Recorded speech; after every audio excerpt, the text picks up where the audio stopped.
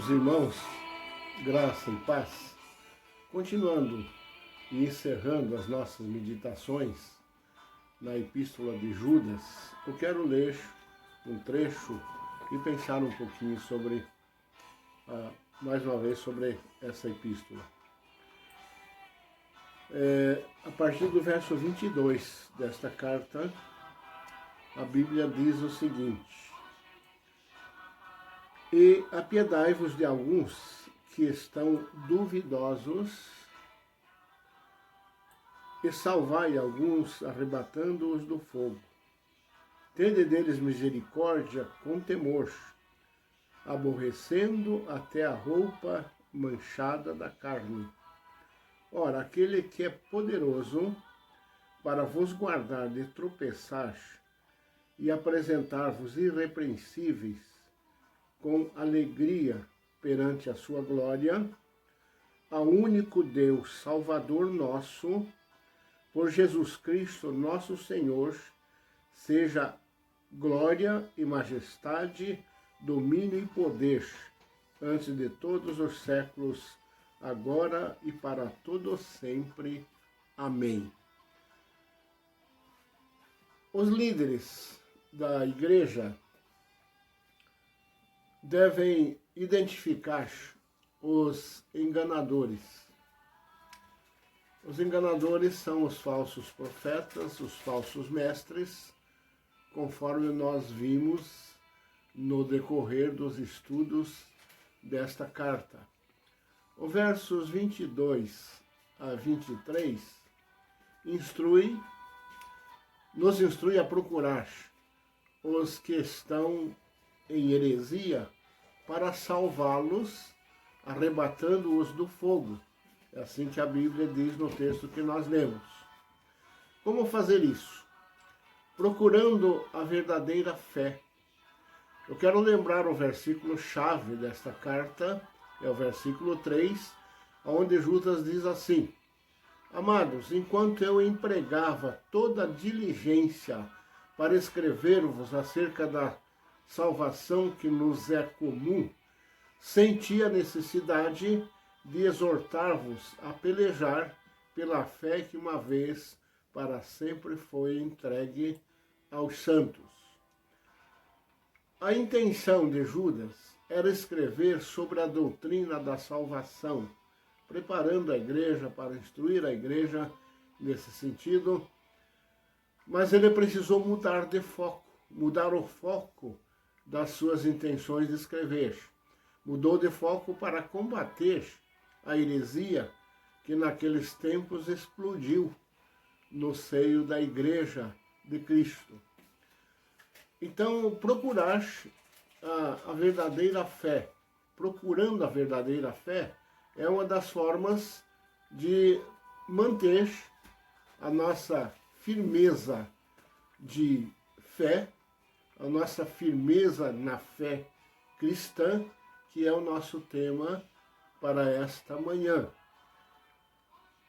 Também procurando não se deixar perturbar pelas facções e divisões que acusam problemas no seio da igreja. E ele escreve assim: Mas vós, amados, lembrai-vos das palavras que foram preditas pelos apóstolos do Senhor Jesus Cristo, as quais vos diziam: nos últimos tempos haverá heresias, haverá escarnecedores, andando segundo as suas ímpias concupiscências. Estes são os que causam divisões, são sensuais e não têm o Espírito. O Espírito aqui está com letra maiúscula, é Espírito Santo. Concupiscência, o que significa isso? É o desejo intenso de gozos e prosperidades materiais. Significa também apetite sensual sem controle moral. Judas mostra que nada do que tenha sido observado em relação aos falsos mestres e falsos profetas, os apóstolos têm deixado de advertir essas pessoas e advertir também a Igreja de Cristo, advertir sobre isso. Judas não deixou dúvidas quanto ao destino dos falsos mestres e dos falsos profetas. Eles eram pessoas mundanas e não pertenciam a Deus, segundo as palavras de Judas. A outra coisa a fazer é, para manter a fé, manter a firmeza da fé, é evitar o emocionalismo no seio da igreja.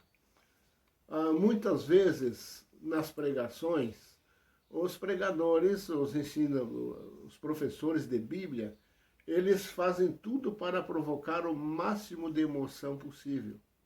Uma pessoa, já dizem os psicólogos, uma pessoa profundamente envolvida em profundas emoções, essa pessoa perde um pouco também do seu raciocínio. Ele perde o seu raciocínio lógico. A lógica das coisas não entram na sua mente. Então a recomendação de Judas, segundo entendemos no texto, é evitar o emocionalismo e a sensualidade. Emocionalismo que pode levar a esse ponto também a vida do cristão. Muitos cultos são marcados por muito movimento e muito barulho. Geralmente, as pessoas que assim procedem, são raros as pessoas que fazem isso realmente com espiritualidade.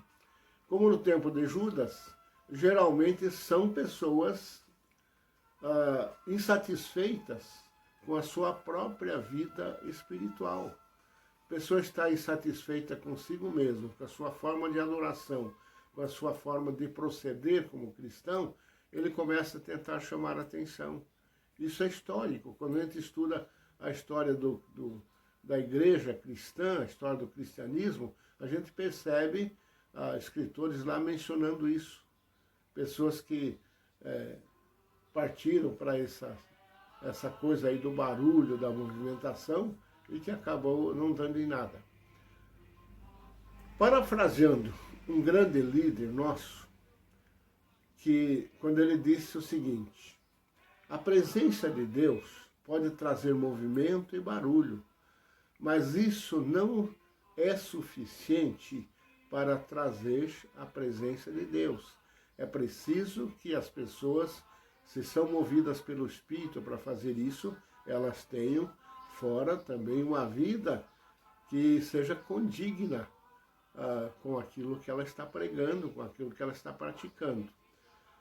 Judas mostra que os que agem assim provavelmente possuem algumas culpas que não foram resolvidas, em contraste com a verdade ou com a verdadeira fé. E ele escreve assim: mas vós, amados, edificando-vos sobre a santíssima fé, orando no Espírito Santo, conservai-vos no amor de Deus, esperando a misericórdia do nosso Senhor Jesus Cristo para a vida eterna, e apiedai-vos de alguns que estão duvidosos, alguns que estão em dúvidas quanto a essas coisas. Também para manter a nossa firmeza de fé, nós precisamos praticar uma outra coisa que eu acho muito importante. Louvando a Deus de um modo genuíno e sincero. Isso impede a pessoa de tropeçar. Quando nós levamos uma vida de adoração e louvor a Deus, quando as nossas orações são dirigidas e o nosso louvor são dirigidos também segundo o Espírito de Deus.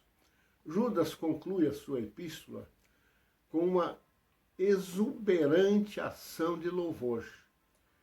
E essa ação de louvor que ele menciona aí, nos incentiva a louvarmos ao Senhor sempre, e fazermos com sinceridade e fazermos com espiritualidade. Vejamos a sua doxologia, o final lá da carta. Ora, aquele que é poderoso para vos guardar de tropeçar e apresentar-vos ante a sua glória, imaculados e jubilosos, ao único Deus, nosso Salvador, por Jesus Cristo, nosso Senhor, glória, majestade, domínio e poder, antes de todos os séculos, e agora e para todo sempre. Amém. Ele conclui esta palavra dizendo amém. Meus irmãos, para manter então a nossa fé, nós precisamos de procurar a verdadeira fé em Cristo, cultivar isso, procurar também não nos deixar perturbar pelas facções e divisões que causam problemas na igreja, evitar o emocionalismo e a sensualidade e louvar a Deus de um modo genuíno, sincero, e isso nos impede de tropeçar. Mas a conclusão que eu quero passar é a seguinte. Termino assim uma pequena série de reflexões da Epístola de Judas, onde certamente encontrei grande edificação. Devidamente contextualizada, a mensagem de Judas é de muita esperança e advertência para os nossos dias. Andemos e pratiquemos as exortações desta epístola para renovarmos a cada dia a nossa esperança nas promessas de Deus. Meus irmãos, que Deus nos abençoe, que Deus nos ajude, que Deus conserve a nossa fé, que nós possamos preservar a nossa fé, manter a nossa fé firme em Cristo Jesus. Um abraço, que Deus abençoe.